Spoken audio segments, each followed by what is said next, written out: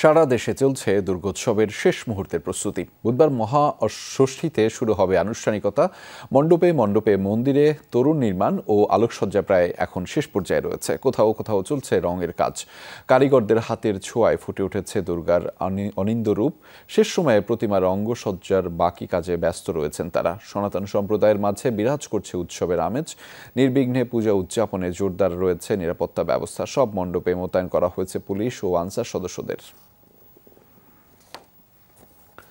দর্শক, দুর্গাপূজার শেষ সময়ের প্রস্তুতি জানাতে খুলনা থেকে আমাদের সাথে যুক্ত রয়েছেন সহকর্মী প্রবীর বিশ্বাস। তার মাধ্যমে জানাবো বিস্তারিত। প্রবীর, বুধবার তো মহাষষ্ঠীতে শুরু হচ্ছে আনুষ্ঠানিকতা। শেষ সময়ের প্রস্তুতি আপনি কেমন দেখছেন খুলনাতে? সেখানে মণ্ডপগুলোর সার্বিক ব্যবস্থাপনা কেমন দেখছেন, নিরাপত্তা ব্যবস্থা সহ? রেজা, আপনি জানেন যে শিশিরের যে শরতের সকাল, একই সাথে শিউলি ঝড় এবং আকাশে ধবল মেঘের এই আমেজটি মনে করিয়ে দিচ্ছে দেবী দুর্গার আগমন সমাগত।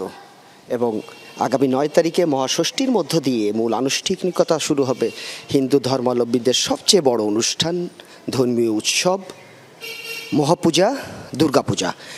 ইতিমধ্যেই মন্দিরে মন্দিরে বিভিন্ন ধরনের প্রস্তুতি প্রায় সম্পন্ন হয়েছে। যে মন্দিরটিতে আমরা রয়েছি, তালতলা মন্দির, দেখতে পাচ্ছেন এখানে প্রতিমা তৈরির কাজ সম্পন্ন হয়েছে। এবছর খুলনা জেলায় 913টি মন্দিরে সাড়ম্বরে এই পূজা অনুষ্ঠিত হবে। এর মধ্যে মহানগরের যে 8টি থানা রয়েছে সেখানে 124টি এবং যে 9টি উপজেলা রয়েছে সেখানে আরও 789টি মন্দিরে দুর্গাপূজা সম্পন্ন হবে।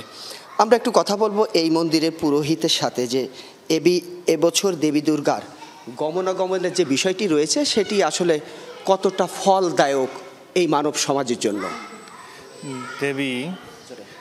দেবী দোলায় আগমন, খটকে গমন, দেবীর যাওয়া আসা কোনোটাই ভালো না, কিন্তু আবার শুভ।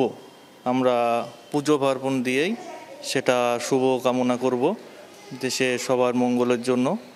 আমরা শারদীয় দুর্গাপূজা, দেবী দুর্গার আগমন সবাই জন্য আমরা পুজো পার্বণ দিয়া এই দেবী পুজোকে আমরা করব। আপনাকে ধন্যবাদ। আমরা শুনছিলাম এবার দেবী দোলায় আগমন করবেন এবং ঘটকে গমন করবেন।